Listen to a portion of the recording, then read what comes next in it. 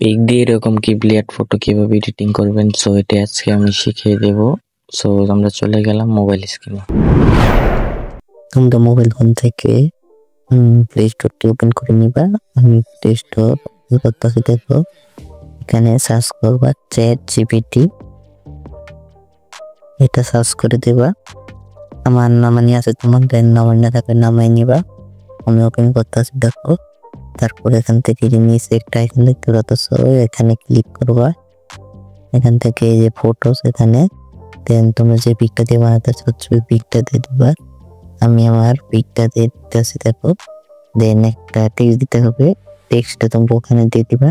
এই টেক্সটটা আমি আমার টেলিগ্রাম চ্যানেলে দিয়ে দেবো, এখান থেকে তোমরা নিয়ে নিও। টেক্সটটা দিয়ে পরে এখানে যে আপের মতন একটা অপশন, এখানে ক্লিক করবা। দেন এই তোমাদের পিকটা একটু সময় নেবে, দেন অটোমেটিক হয়ে যাবে। দেখো তোমরা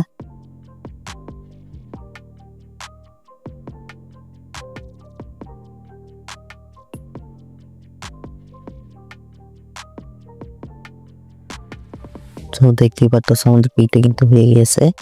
এখন আমরা পিকের উপর ক্লিক করে নিচ থেকে সেভে ক্লিক করে আমি আমাদের পিকটা নামিয়ে নেব। তোমরা তোমাদের পিকটা এভাবে নামিয়ে নেবা।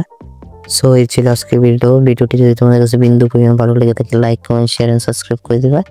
সো দেখা হবে নেক্সট কোনো ভিডিওতে। আল্লাহ হাফেজ।